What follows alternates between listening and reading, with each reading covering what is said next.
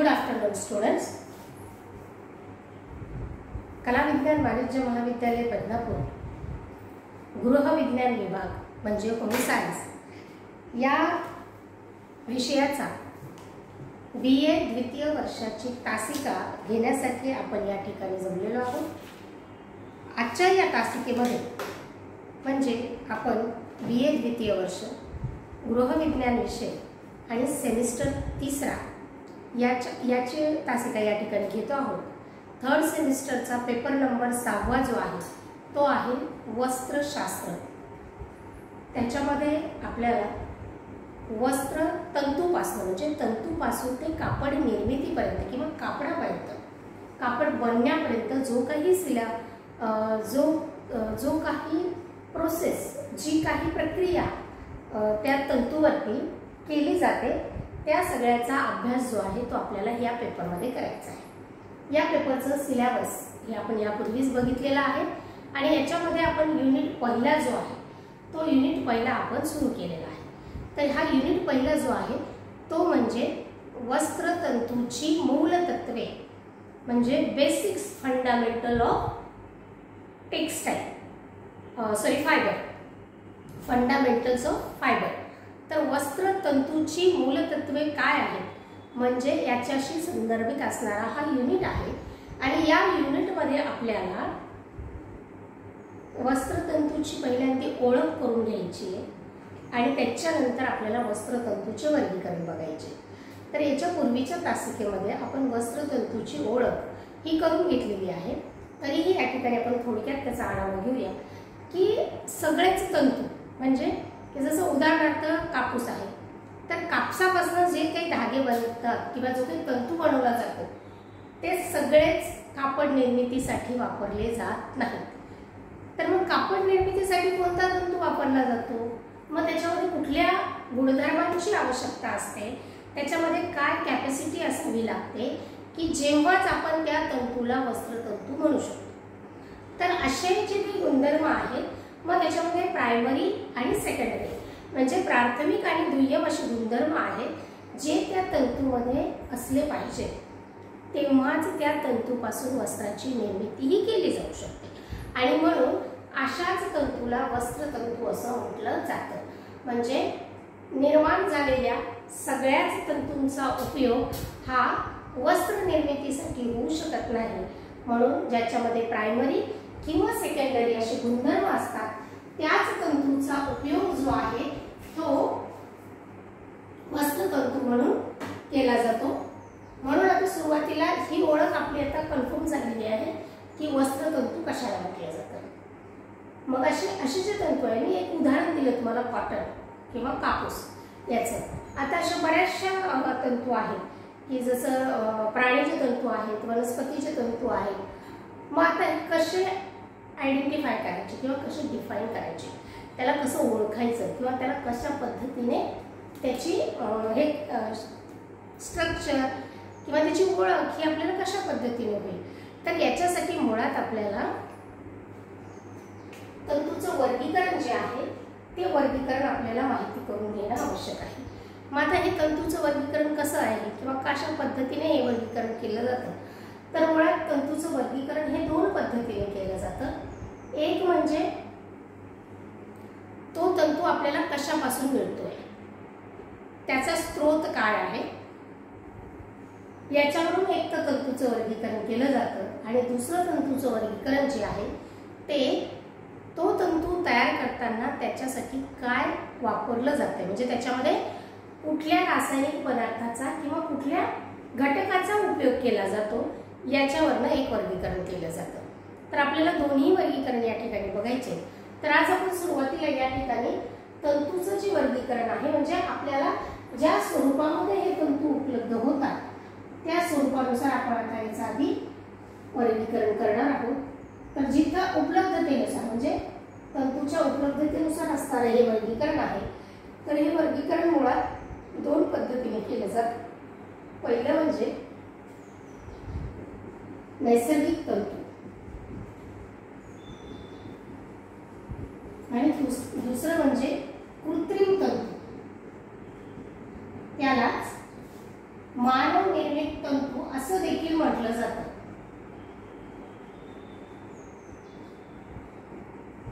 तर मूळ ह्या दोन पद्धतीने तंतूचं वर्गीकरण जे आहे ते केलं जातं. आता याच्यामध्ये सुरुवातीला आपण नैसर्गिक तंतू बघूयात. तर नैसर्गिक तंतू हा आपल्याला 3 ठिकाणांवर प्राप्त होत असतो. पहिला म्हणजे वनस्पतीचे तंतू, यालाच सेल्युलोज तंतू असं देखील म्हटलं जातं. आता हे का म्हणतात हे आपण पुढे बघूया. त्याच्यानंतर दुसरा आहे प्राणीचे तंतू, याला प्रथिनेयुक्त तंतू असं देखील म्हटलं जातं. आणि तिसरा आहे खनिज तंतू. म्हणजे नैसर्गिक तंतू हा आपल्याला कुठल्या गोष्टीपासून मिळतो आहे त्याच्या अनुषंगाने त्याचं केलेलं हे वर्गीकरण आहे. म्हणजे वनस्पतीच्या माध्यमातून प्राप्त होणारा जो तंतू आहे त्याला वनस्पतीचे तंतू असं म्हटलं जातं आणि त्याला सेल्युलोज तंतू देखील म्हणतात. दुसरा प्रकार आहे प्राणीचे तंतू. प्राणीचे तंतूलाच प्रथिनयुक्त तंतू असं म्हटलं जातं. पण प्राणीचे तंतू म्हणजे आपल्याला प्राण्यांपासून मिळणारा हा तंतू आहे किंवा प्राण्यांपासून ह्या तंतूची निर्मिती केली जाते म्हणून याला प्राणिज तंतू म्हटलं जातं. तिसरा प्रकार आहे खनिज तंतू. आता खनिज तंतू म्हणजे काय की आपल्या निसर्गामध्ये असणाऱ्या वातावरणात हा खनिज स्वरूपात साठवलेला आहे आणि त्याचं उत्खनन करून त्याच्यापासून तो वेगळा केला जातो आणि त्याच्यापासून हा खनिज तंतू बनवला जातो. म्हणजे हे तीनही तंतू वेगवेगळ्या घटकापासून मिळतात आणि म्हणून त्या घटकानुसार याचं वर्गीकरण केलेलं आहे. वनस्पतीज, प्राणीज आणि खनिज तंतू हे सगळे नैसर्गिक गोष्टींपासून आपल्याला प्राप्त होत असतात. आता वनस्पतीच्या तंतूला सेल्युलोज तंतू का म्हटलं जातं किंवा प्राणीज तंतूंना प्रथिनयुक्त तंतू का म्हटलं जातं. तर याच्यामध्ये बेसिक भाग असा आहे की वनस्पतीचे तंतू जे आपल्याला मिळतात त्याच्यामध्ये सेल्युलोज हा जो काही घटक आहे हा त्याच्यामध्ये उपस्थित असतो. म्हणजे ज्या झाडापासून, ज्या पानांपासून, ज्या फळांपासून आपल्याला हा तंतू तयार करावा लागतो. म्हणजे त्याच्या प्रोसेस करावी लागते. डायरेक्ट आपल्याला म्हणजे कापसाचं बोंड उमलल्यानंतर त्याच्यातला जो कापूस निघतो तो म्हणजे डायरेक्ट आपला तंतू नाहीये, बरोबर आहे. तर मग त्याच्यावरती आपल्याला त्याला पीळ द्यावा लागतो, त्याला दाब द्यावा लागतो, त्याच्यापासून आपल्याला योग्य लांबीचा धागा किंवा तंतू बनवावा लागतो. त्या तंतूवरती वेगवेगळ्या प्रोसेस किंवा प्रक्रिया कराव्या लागतात. तर हा जो कापूस आहे किंवा हा जो ज्यूट आहे किंवा एखाद्या झाडाच्या पानापासून बनणारा हा जो काही वनस्पतीचे तंतू आहे याच्यामध्ये सेल्युलोज हा घटक जो आहे हा त्याच्यामध्ये उपस्थित असतो. म्हणून वनस्पतीच्या तंतूंना पर्यायी नावाने म्हणजे सेल्युलोज तंतू म्हणून देखील ओळखलं जातं किंवा त्याला संबोधलं जातं. त्याच पद्धतीने प्राणीचे तंतू प्राण्यांच्या केसापासून, स्रावापासून मिळणारे जे तंतू आहेत त्या तंतूमध्ये प्रथिने हा घटक जो आहे हा त्या ठिकाणी उपलब्ध असतो आणि म्हणून याला प्राणीज तंतू किंवा प्रथिनजन्य तंतू किंवा युक्त तंतू असं देखील म्हटलं जातं. आता याच्यानंतर आपण पुढे जाऊन बघूया की वनस्पतीच्या तंतूंमध्ये कोणते कोणते तंतू आहेत की जे आपल्याला वनस्पतीपासून प्राप्त होतात किंवा मग आपलं ओळख व्हायला, आपल्याला क्लिअर व्हायला थोडंसं सोपं जाईल.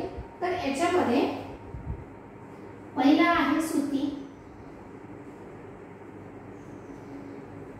दुसरा आहे लिनन, तिसरा आहे जूट, चौथा आहे हेम्प आणि पाचवा आहे रेमी. आता हे जे काही 5 तंतू आहेत म्हणजे ज्याच्यामध्ये सुती आहे, लिनन आहे, जूट आहे, हेम्प आहे आणि रेमी आहे, हे 5 तंतू जे आहे हे वनस्पतीच्या वेगवेगळ्या भागापासून तयार केले जातात. आता उदाहरणार्थ कॉटन जो आहे, सुती कापड जे आहे ते फुलापासून तयार होतं. तर जूट जे आहे ते खोडापासून तयार होतं. म्हणजे खोडांमध्ये असणाऱ्या ज्या रेषा असतात त्या रेषापासून जूट तयार होतं. म्हणजे अशा वनस्पतीच्या वेगवेगळ्या भागांपासून वेगवेगळा तंतू तयार होतो आणि त्या तंतूला वनस्पतीचे तंतू असं म्हटलं जातं. आणि त्याच्यामध्ये सेल्युलोज हा घटक जो आहे तो त्याच्यामध्ये उपस्थित असतो. त्याच्यानंतर आपण वळूयात प्राणीज तंतू किंवा प्रथिनयुक्त तंतू. तर हे कोणते कोणते आहेत, तर याच्यामध्ये नंबर 1 आहे लोकर आणि 2 आहे रेशे.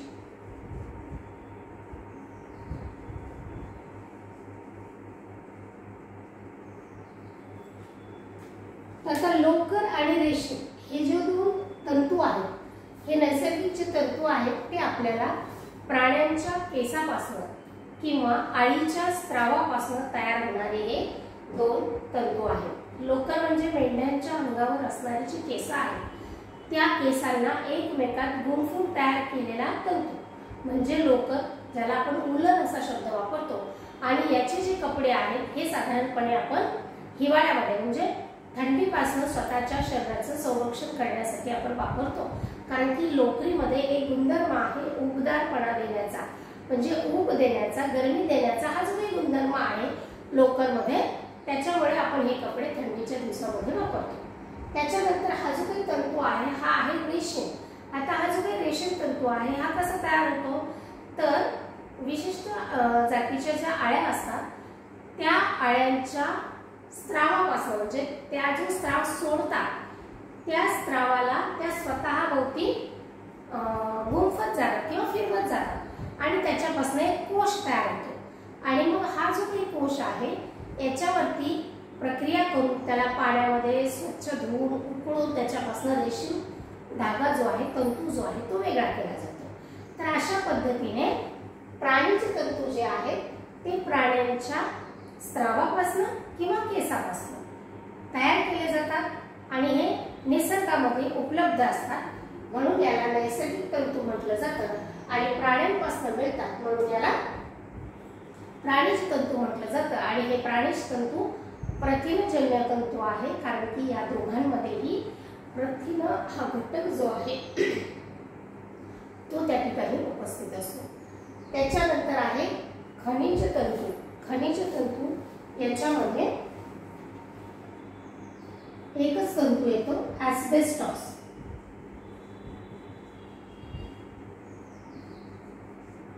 तर हा ॲस्बेस्टॉस हा जो तंतू आहे हा खनिजापासून बनतो.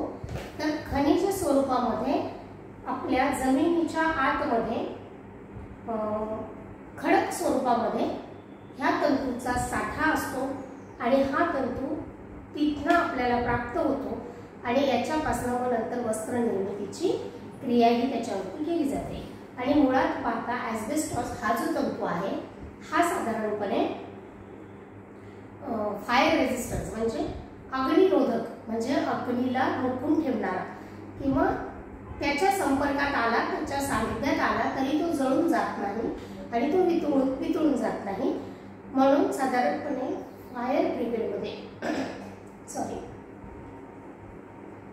अग्निशमन दलामध्ये काम करणाऱ्या लोकांच्या किंवा अग्नीशी संपर्कात वारंवार काम करणाऱ्या, जसं औद्योगिक क्षेत्रही त्याच्यामध्ये येतं. त्याच्यानंतर हे आपले इलेक्ट्रिक्सच्या ज्या वस्तू असतात ज्याच्यामध्ये विद्युत प्रवाह जो आहे तो वाहत असतो, अशा वेगवेगळ्या उपकरणांमध्ये देखील ह्या तंतूपासून तयार केलेल्या कापडाचा उपयोग जो आहे तो केला जातो.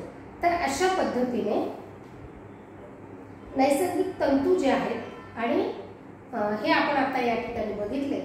आता आपल्याला या ठिकाणी बघायचे कृत्रिम किंवा मानव निर्मित तंतू.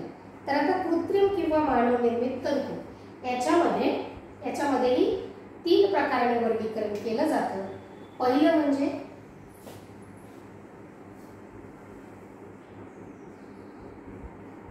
सेल्युलोज तंतू,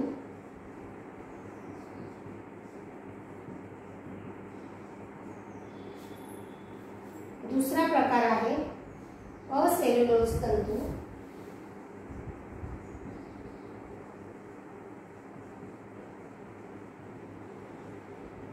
आणि तिसरा प्रकार आहे खनिज तंतू.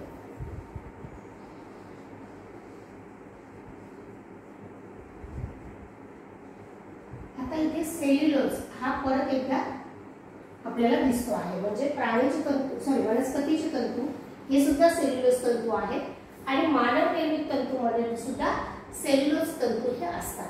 माझ्यामध्ये मूळ फरक काय आहे तर वनस्पतीचे तंतू हे निसर्गामध्ये उपलब्ध असतात, परंतु त्याच्यामध्ये सेल्युलोज हा घटक असतो, म्हणून याला वनस्पतीचे तंतू किंवा सेल्युलोज तंतू म्हटले जातात.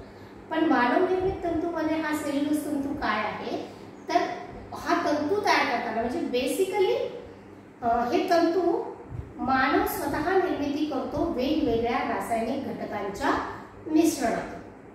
तर मग ह्या मिश्रणामध्ये सेल्युलोज हा घटक वापरला असेल तर त्याला सेल्युलोज तंतू असं म्हटलं जातं आणि ज्याच्यामध्ये सेल्युलोज वापरला जात नाही त्याला असेल्युलोज तंतू असं म्हटलं जातं. म्हणजे मुळात आता ही जी कन्सेप्ट आहे की इकडे सेल्युलोज आहे इकडे सेल्युलोज आहे, तर याच्यामध्ये बेसिक फरक काय आहे हा आपल्याला आता या ठिकाणी क्लिअर झालेला आहे किंवा आपण आता पहिल्यांदा आपण तो क्लिअर करून या ठिकाणी घेतलेला.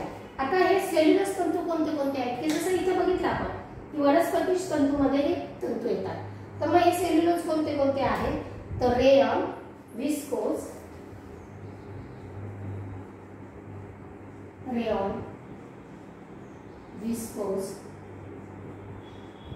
आणि तिसरा प्रकार आहे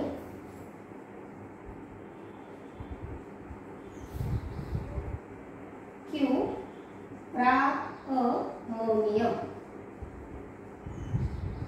हा तिसरा तंतूचा प्रकार आहे जो सेल्युलोज या घटकापासून तयार केला जातो. म्हणजे सेल्युलोज तंतूमध्ये रेयॉन, विस्कोज आणि क्युप्रामोनियम हे जे तीन तंतू आहेत हे सेल्युलोज तंतूमध्ये मोडतात. तर असेल्युलोज तंतूमध्ये नायलॉन,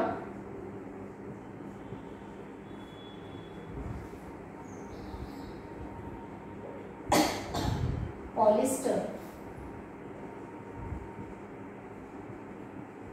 डेक्रॉन,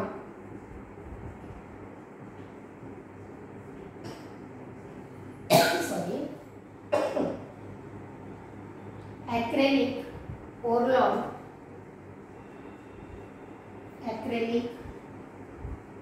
पोर्लॉन,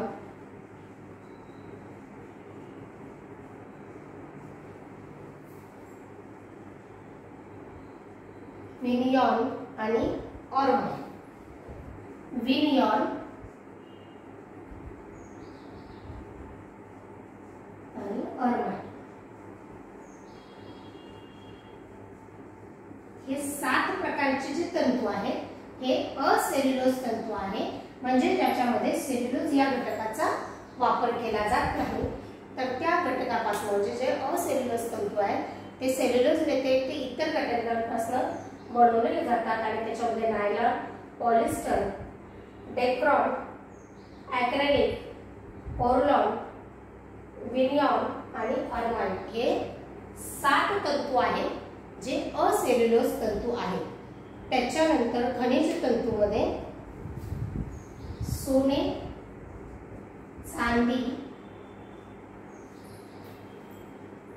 क्रोम, स्टील आणि काच. या 5 खनिजांपासून मानव निर्मित पद्धतीने म्हणजे कृत्रिम पद्धतीने या धातूंचा किंवा या खनिजांचा वापर करून जे वस्त्रतंतू तयार केले जातात त्याला मानव निर्मित खनिज तंतू असं म्हटलं जातं. कारण की इथे जो ॲस्बेस्टॉस आहे तर हा आपल्याला निसर्गामध्ये उत्खननामधून प्राप्त होतो आणि त्याचा उपयोग आपण फायर रेजिस्टन्स वस्त्र बनवण्यासाठी करू शकतो किंवा करतो. पण सोने, चांदी, क्रोम, स्टील आणि काच जे आहेत हे आपल्या वस्त्राला डेकोरेट करण्यासाठी, त्यांना नमुने देण्यासाठी, परंतु हे मानव निर्मित खनिजे आहेत त्याच्यापासून जे तंतू तयार केले जातात ते म्हणजे मानव निर्मित खनिज तंतू होय. म्हणजे आता आपण या ठिकाणी बेसिक जो फरक आहे नैसर्गिक तंतू आणि मानवनिर्मित तंतू किंवा कृत्रिम तंतू, ह्या ज्या काही गोष्टी आहेत ह्या आपण या ठिकाणी व्यवस्थितपणे बघितलेल्या आहेत। आता त्याच्यानंतर आपल्याला पुढे जाऊन बघायचं आहे की हा फक्त नैसर्गिक तंतू काय आहे आणि त्याच्यामध्ये कोणत्या कोणत्या गोष्टी असतात। म्हणजे आपण आता ही सुरुवातीला ह्या दोन गोष्टी बघितल्या, एक नैसर्गिक तंतू आणि एक कृत्रिम तंतू। पण आता आपण फोकस करूया फक्त नैसर्गिक तंतूंवरती किंवा बेसिक जो तंतूचा प्रकार आहे त्याच्यावर। तर आता याच्यामध्ये वनस्पतीचे तंतू जे सेल्युलोज युक्त असतात, प्राणीचे तंतू जे प्रथिने युक्त असतात आणि खनिज तंतू जे निसर्गातील खनिजापासून आपल्याला मिळतात। आणि याच्यात एक नव्याने चौथा प्रकार ऍड होतो, तो म्हणजे नैसर्गिक, आणि याच्यामध्ये एक तंतू आहे तो म्हणजे रबर। तर हा नैसर्गिक तंतू जो आहे हा आपल्याला मागच्या याच्यामध्ये वर्गीकरणामधून न येता जेव्हा आपण फायनली बघतो आहोत की नैसर्गिक तंतू म्हणजे नेमकं काय आहे, त्याच्यासाठी आपण याच्यामध्ये एक नैसर्गिक घटक जो आहे तो या ठिकाणी ऍड होतो। आता याच्यामध्ये आपल्याला बघायचंय की पहिला जो सुती तंतू आहे हा आपल्याला कशापासून मिळतो, हा आपल्याला बियांपासून, म्हणजे बियावर येणारे जे आवरण आहे त्याच्यापासून हा आपल्याला तंतू मिळतो। आणि याला दुसरं नाव जे आहे त्याला केपॉक असं देखील म्हटलं जातं। केपॉक हा शब्द देखील या सुती तंतूसाठी पर्यायी शब्द म्हणून वापरला जातो। तर बियांवरील येणारे तंतू, ज्याला आपण फूल म्हटलं होतं, तर बियांवरील येणारे जे तंतू आहेत त्या तंतूंपासून हा सुती जो धागा आहे किंवा सुती जो तंतू आहे तो तयार केला जातो। त्याच्यानंतर खोडातील तंतू जे आहेत त्याच्यामध्ये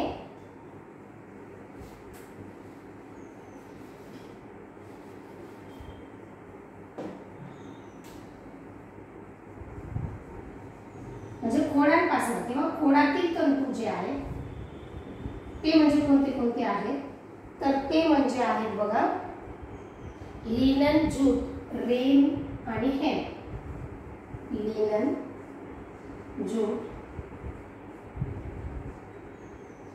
रेन आणि हेम्प हे चार तंतू जे आहेत ते खोडातील रेषेपासून किंवा खोडातील भागांपासून हे चार तंतू जे आहेत ते तयार केले जातात। त्याच्यानंतर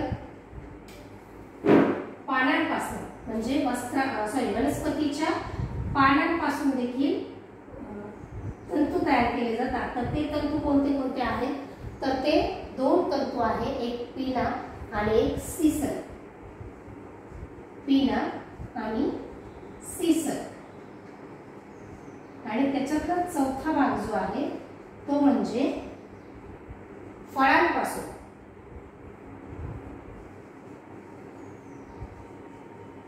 फळांपासून तयार होणारा जो तंतू आहे तो तंतू आहे म्हणजे काथ्या।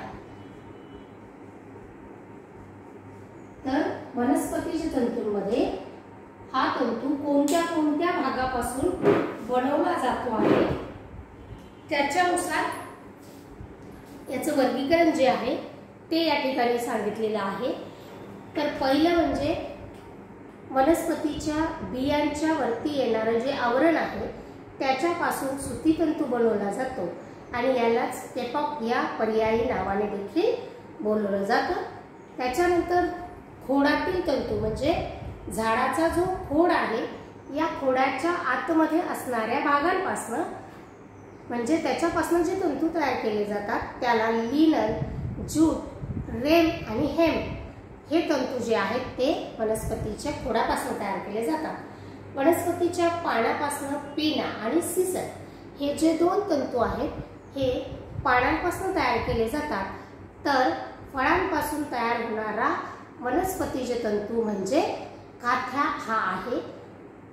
तर साधारणपणे आपण या ठिकाणी नैसर्गिक तंतूंमधला वनस्पतीचे तंतू या ठिकाणी आपण बघितलं आहे, प्राणीचे तंतू, खनिज तंतू आणि नैसर्गिक तंतू आपण हे पुढच्या तासिकेमध्ये बघूया.